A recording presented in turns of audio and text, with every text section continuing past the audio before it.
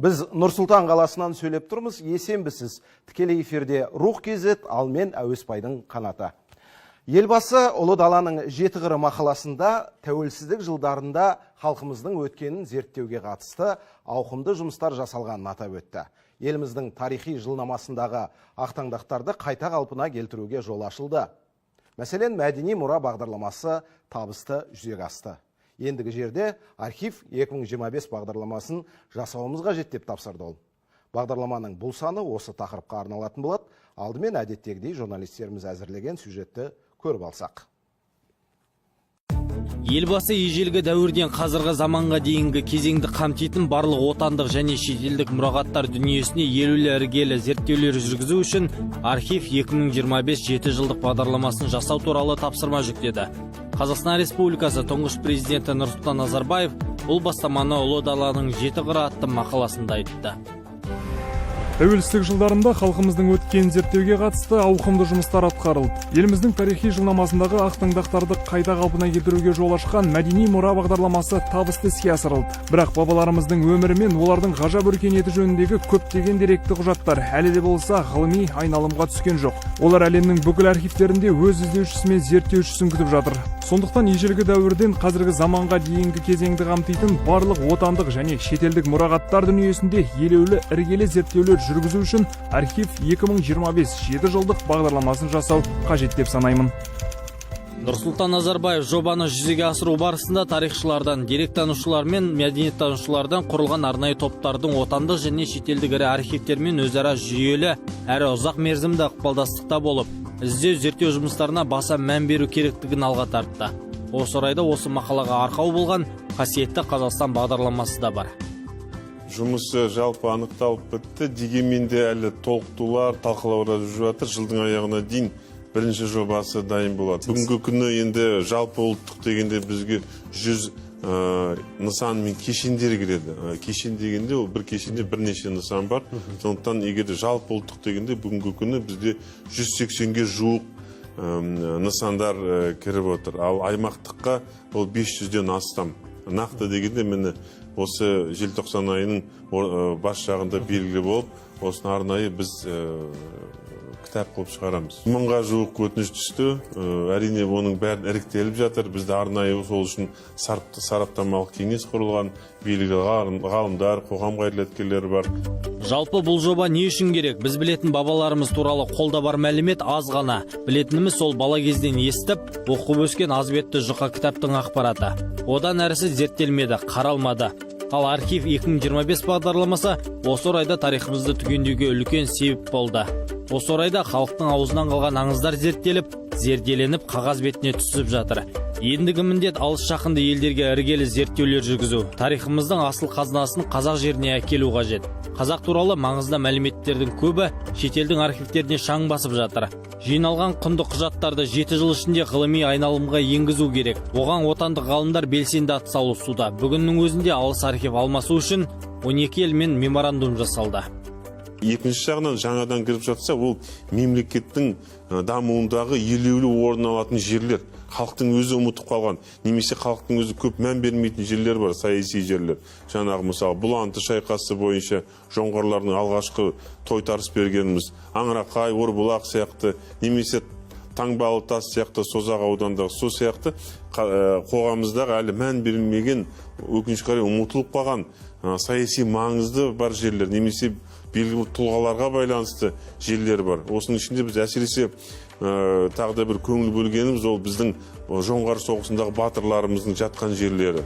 Сөз соңында елбасы жастардың тарихты дұрыс түсінуі, ұмыт қалдырмау үшін мектептер мен барлық өңірлердегі өлкетану музейлерінің жанынан тарихи археологиялық қозғалыстар құру керек екенін айтып өтті.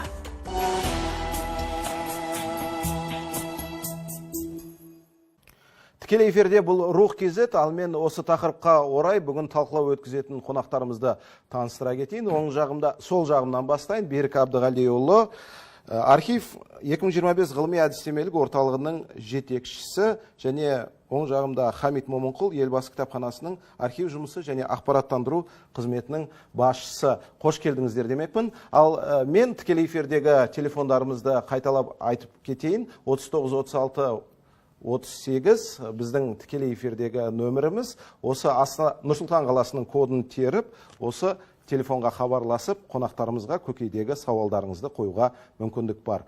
Берік аға, енді алғашқы сауалым сізге 2025 архив бағдарламасы бойынша жаңағы айтып өттік, 7 жылдың аясында мына біздің тарихымызды зерделеп түгендеу. Бұл жалпы қаншалықты мүмкін 7 жылдың аясында жүзеге асыру? Бұл енді бұрыннан бері атқарылып келатқан жұмыс, жаңа айтып өткендей мәдени мұра, тарихи толқын жобалар арқасында біраз жұмыстар атқарылды. Бұл жолы негізінен сол жұмыстардың жалғасы және кешенді бір парасы, кешенді түрде арнайы мемлекеттік бағдарлама қабылдайын деп жатыр. Бұның бір жағынан қазір арнайы топ құрылды, бұл құжаттарды жинау, екінші жағынан жалпы архив саласын дамыту, зерттеу жұмыстарын, әкелінген құжаттарды ғылыми айналымға қосу, жаңағы архивтегі бізде бұрыннан бері әкелген құжаттардың өздері әлі зерттелмей жатыр. Әкеліп қорларда тұр, мысалы. Яғни оларды әкелу бір, және оны зерделеу бар. Ғылыми айналымға міндетті түрде енгізу керек. Сондықтан бұл үлкен сондай бір кешенді жоба. Мысалы, бүгінгі күні арнайы 2 жұмыс тобы жұмыс істеп жатыр. Бірі ғалымдар болса, екіншісі архив қызметкерлері. Ғалымдарға келсек, енді бұл негізінен жаңағы ғылым министрлігі арқылы бүкіл біздің ғылыми институттар, оқу орындардағы ғалымдар бұрыннан атқарылып келатқан жұмысы мәдени мұра, тарих толқыны сол талай экспедицияларға барып келген, тағы да сол жолмен ары қарай құжаттарды іздеу, әкелу. Алғашқы тобы осы мамыр айының аяғында шығады. Ең негізінен жаңағы бүкіл бізде Шығыстан институты бар, ол араб тіліндегі, түркі тіліндегі, қытай тіліндегі, тіпті ағылшын Лондондағы, Италия, Швейцария бәр жаққа шығайын деп жатыр. Тарих институты шығайын деп жатыр. Сонымен қатар мемлекеттік университетте қазақ арнайы топ, Қалқаман Жұмағұлов ағамыз бастаған, олар латын тілін біледі, ол өте сирек бүгінгі. Ватиканға барып, сол кезіндегі миссионерлердің осы далаға келіп жазып кеткен еңбектерін көрген. Соны зерттеп жүр. Соларды әкелуге бір топ шығады. Екінші тобымыз ол мәдениет министрлігінің қарамағында архивтер. Ол бүкіл орталық және өңірлердегі архивтер. Осы 2 топ бірігіп бір орталық экспедицияға шығады. Архивтің мәселесі бұл жерде бұрыннан бері біздің архивтер шығып жүр, зерттеп жүр, анықтап атқан құжаттары, сонымен қатар барып тағы да осы жұмысты жалғастырып құжаттар әкеледі.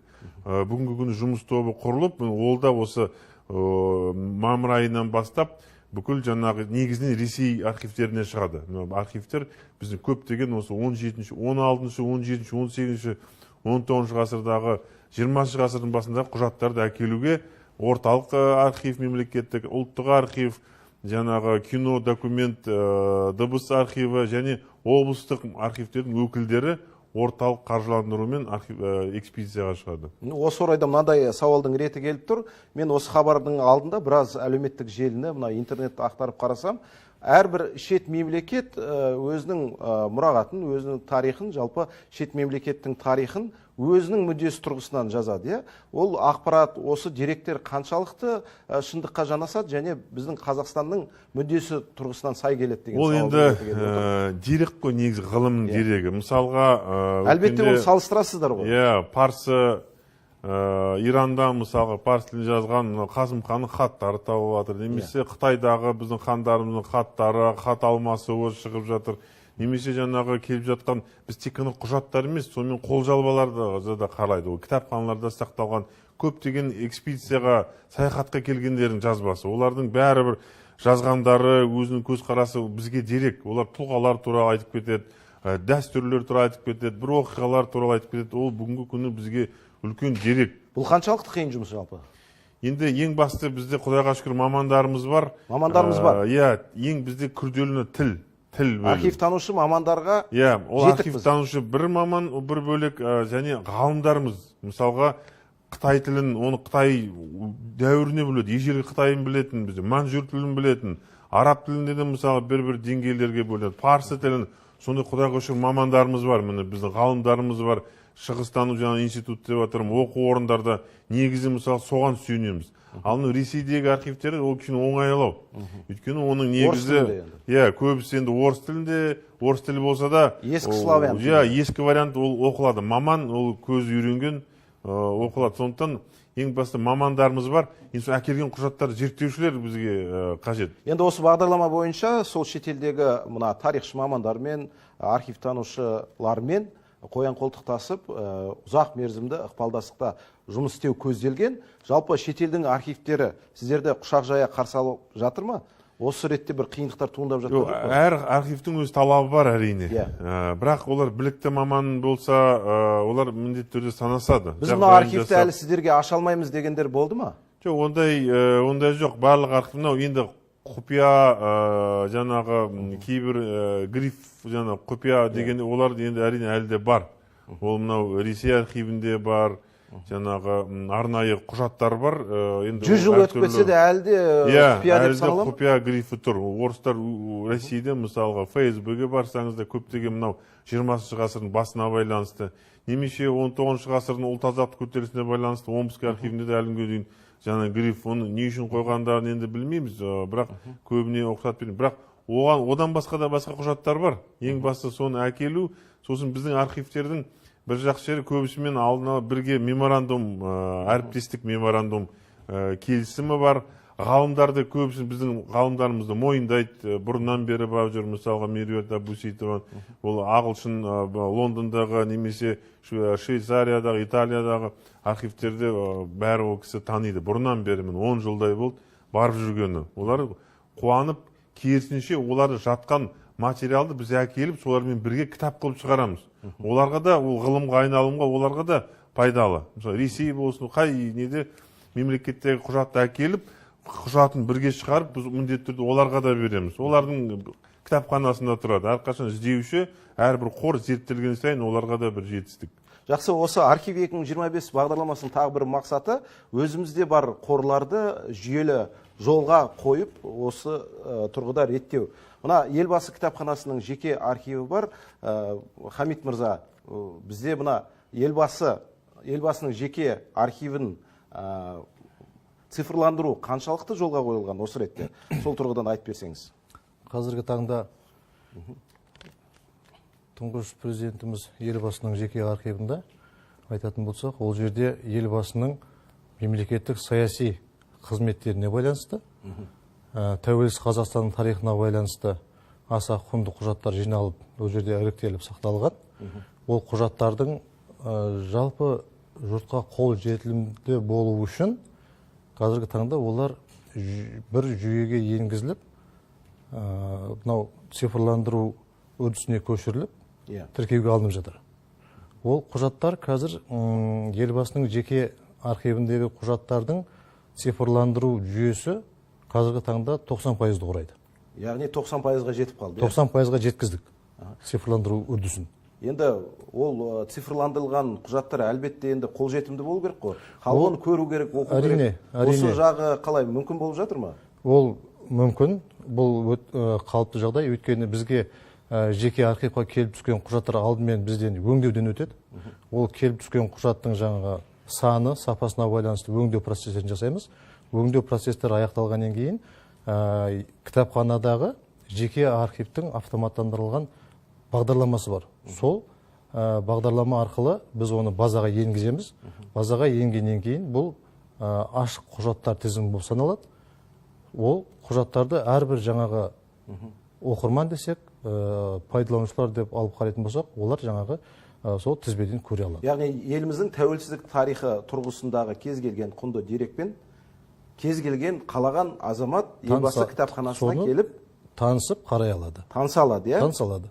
Енді қазіргі таңда қандай бір құжаттар бар? Аса сирек кездесетін құжаттардың арасында байқап отырмын, сіз біреуін қазір енді біз бұл елбасының жеке архивындағы біздегі ең маңызды, аса құнды бірегей құжаттар болып табылатын.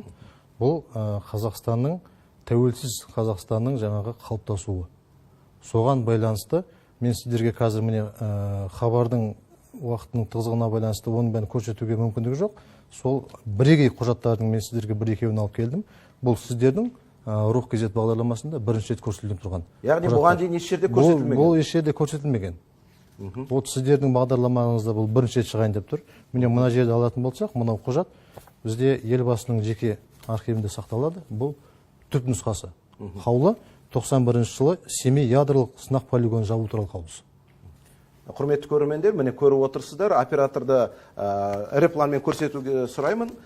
Елбасының жеке архивіндегі бірегей құжаттар мінекей. Семей ядролық полигонын жабу туралы жарлығы.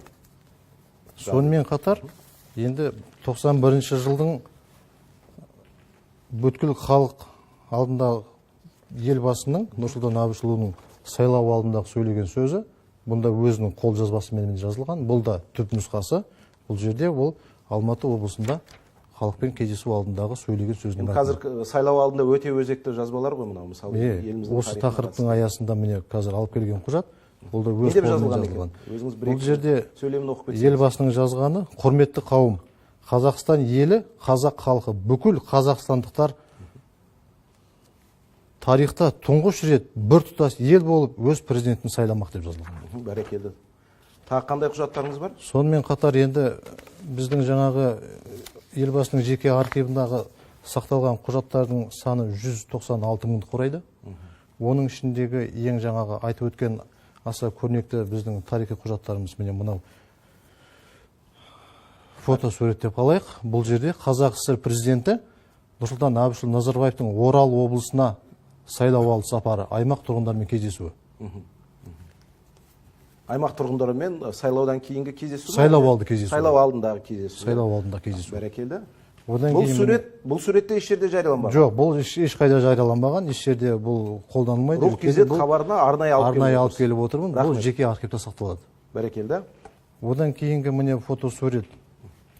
Осы Қазақ ССР министрлер кеңесінің төрағасы Нұрсұлтан Назарбаевтың Алматы облысы Сарыөзек аймағындағы ядролық полигонның жабылу туралы сұхбаты. 1988 жылы сұхбат. Бәрекелді. Енді мен тікелей эфирдегі телефондарымызды тағы да қайталап айта өтейін. 39-36-48 Нұрсұлтан қаласының кодын теріп, осы телефон нөміріне хабарласып, көкейдегі сауалдарыңызды біздің қонақтарымызға қоюға болады. Суреттерді алып кетесіз бе қайтардан? Суреттерді алып кетемін. Бұлар жарияланымға бұлай беруге жатпайды. Өйткені жеке архивтің аса құнды құжаттар болып табылады. Телефон номері бар ғой? Алло, сіз эфирдесіз? Алло, сәлеметсіздер ме?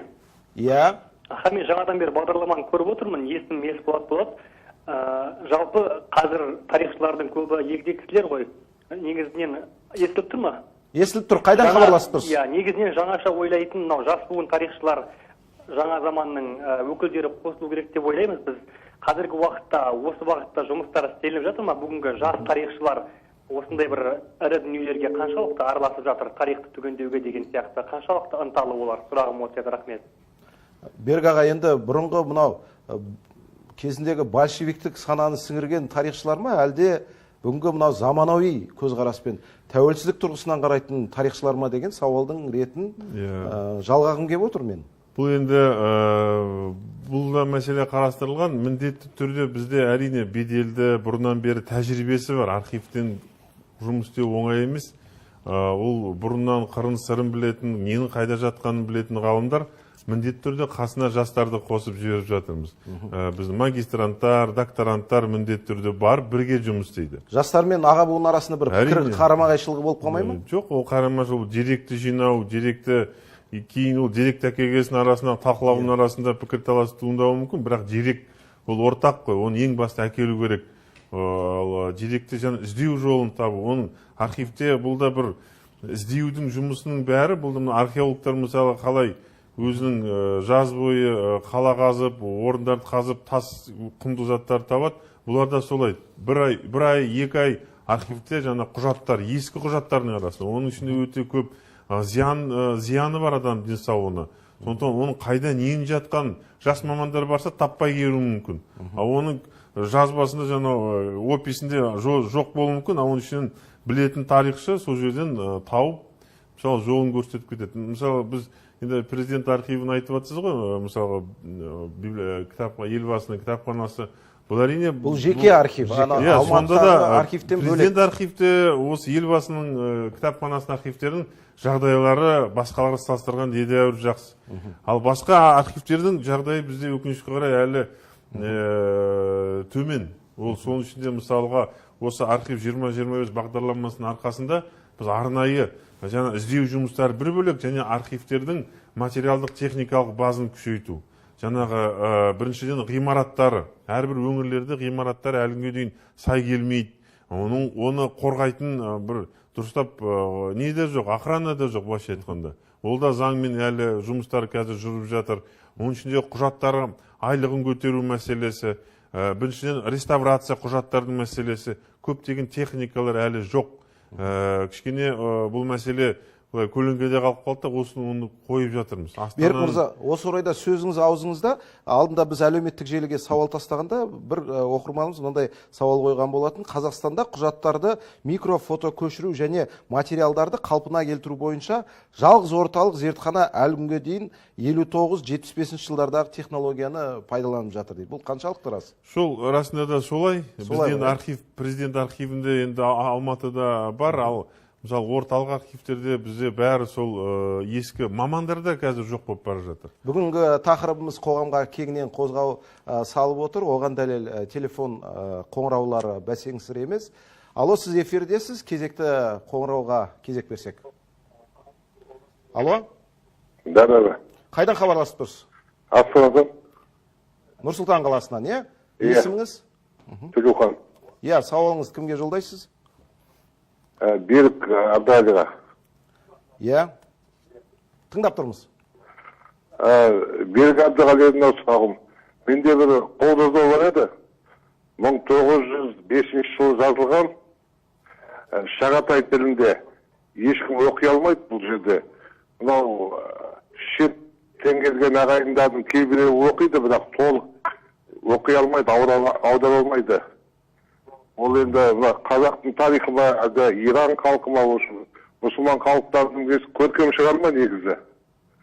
Соны қалай жаратасыздар? Бізде сұрағыңыз түсіндім. Бізде Астанада арнайы сирек кітаптар мен қолжалы бар орталығы бар. Бәйтеректің қасындағы ұлттық архив екеуі бір ғимаратта отыр. Сол жерге келсеңіз, сол жерде мамандар бар. Сізге оқып береді. Арнайы айтыңыз, осы бағдарлама маған сілтеме жасаңыз, олар мамандар көмектеседі. Ол жерде Шағатай тілінде де, төте жазуда, араб тілінде де оқылатын мамандар бар. Арнайы орталық сондай. Бәрекелді. Берік мырза, енді мынадай сауалдың реті келіп отыр. Жаңағы жұмыс екі бағытта жүреді дедіңіз. Біреуі шетелдік архивтердегі деректерді зерттеу, оны алып келіп, тағы да оны жаңағы жүйелендіру. Осы орайда мен кезіндегі мемлекеттік хатшы болған Гүлшара Әбдіхалықова ханымның мынандай дерегін келтіргім келіп отыр. Археография және деректану ұлттық орталығында 26 елдің 111 мұрағаты мен кітапханаларынан әкелінген 46 мыңнан астам құжат пен қолжазбалар тізбесін құрайтын автоматтандырылған электронды каталог ақпарат жүйесі жұмыс істейді. Осы каталогтың жұмысынан хабарыңыз бар ма? Қаншалықты жүйелі? Енді ол өкінішке қарай сол каталог қазір жұмыс істемей тұр. Жұмыс істемей тұр, иә? Ол үлкен еңбек жасалған, оның программасы ескі. Қазір соны жаңарту керек. Сондықтан қазір архив деген бағдарлама жасап жатыр, одан басқа арнайы біз соны жаңартатын. Қазіргі заман, бұл ертеде бастап, бір 10 жыл бұрын басталған жұмыстар ғой ол. Мәдени мұрадан кейінгі жасалған жобалар. Қазір осы заманға сай, осы басқа қазір интернет жүйесіндегі программалық жүйелерге интеграция жасау үшін жаңарту керек бәрін. Бірақ жұмыс жасалған, оның бәрі қағаз жүзінде бар. Кітап болып шықты 9 том. Соны жаңартуға арнайы ұсыныстар беріліп жатыр. Шыққасын жаңағы құжаттардың бәрі де сыртқа бара жатқан экспедициялар міндетті түрде бұл құжаттың бізде бар жоғын бірінші тексеріп алады. Бізде бірінші өзіміз қанша құжат әкелдік осы тәуелсіздік кезінен бастап 10-15 жылда. Соның бәрі бізде бар ма жоқ па? Ертең қайталанбас үшін, соны түгелдеп алу үшін керек ол жұмыс. Енді жаңа ғана шетелдік ғалымдармен қойған қолдық жұмыс ықпалдастықты айтып өттіңіз ғой. Шетелдегі әріптестер қаншалықты ықылас танытып отыр қазір? Оның бір қарсылық ешқандай көрсетіп отқан жоқ. Ең басты ол мамандар, бұл өте сирек кездесетін мамандар. Бізде де сирек кездеседі, олар да сирек кездеседі. Дәл осы тарихпен, осы кезеңмен, осындай құжаттарды қарайды. Сондықтан олар бір-бірімен әрқашан тіл табысады. Ортақ біз тіпті шетелдегі мамандарды да шақырамыз. Егер де олар біздің Қазақстан тарихынан құжаттарды іздестіруге, кейін кітап қылуға, шығаруға атсалып жатса, дайындауға, біз оларға да арнайы қаржы болашақта жоспарлаймыз. Жағы сіз айтып өткен кемшіліктерді осы архив 2025 бағдарламасы аясында сәтімен табысты жойып, жүзеге асыруға мүмкіндік бар ма? Бар мүмкіншілік бар. Соның қазір жобасы жасалып жатыр. Президент әкімшілігінде арнайы жаңағы ішкі саясат, мемлекет хатшының жеке бақылауында тұр бөлімін. Сондықтан бұл жұмысты енді осы күзге қарай бағдарлама бекітіледі ме деген жоспарымыз бар. Бекітілсе, ол 5 жыл бойы, 6 жыл бойы соны асыруға бүкіл мемлекеттік органдар мен ғалымдар, мамандар, қоғам атсалысады. Цифрландыруға қатысты хабарымыздың аяқталуына 2 минут қана қалып отыр. Цифрландыруға байланысты e-архив деген жоба бар, бірақ одан бөлек біздегі архивтерді, жаңағы бүкіл облыстық архивтерде де, республика архивтерде құжаттар сканерін жасау үшін қазір осы бағдарламаның аясында міндетті түрде арнайы техникаларды алуды көздеп отырмыз. Жалпы e-архив бағдарламасы 3 жылдық қолда бар. Бірақ бізге құжаттарды оған еңбеген. Сол құжаттарды арнайы жасауға бөлек бағдарлама болады. Хамит мырза, хабарымыздың соңында архив 2025 бағдарламасына елбасы кітапханасының архив қызметі қосар үлесі. Қысқа түйін ретінде айтып өтсеңіз. Бұл архив 2025 елбасының бағдарламасына архив қызметкерлерінің қосатын үлесі қазіргі таңда еліміздің архив саласының қызметкерлеріне әрбір архивтанушыға беретін бір үлкен сондай серпін бағдарлама болып отыр. Бұл тараптан алып қарағанда елбасының жеке архивінің қызметкерлері де цифрландыру бағдарламасының жүзеге асырылуын, оның алдағы уақытта толыққанды іске қосылуын біз өз тарапымыздан бар күш-жігерімізді салып атсалысамыз. Рахмет. Қазақ елі өз тарихын түгендеу әрі жаңаша пайымдау тұрғысында тәуелсіздік алғалы көп шаруа тындырып келеді. Десек те, қолға алына қоймаған тақырыптар мен зерделенбеген дүние әлі көп екені шығар күндей шындық. Бұл бағыттағы жұмыстарды атқаруға баяғы ескі сүрлеу, большевиктік қағидаларға бой алдырған кәсіби тарихшылар ғана емес, ғылыми зерттеулердің заманауи түрлерін меңгерген, жаңаша ойлайтын тарихшылар атсалысса, нұр үстіне нұр деген тілек бар бізде.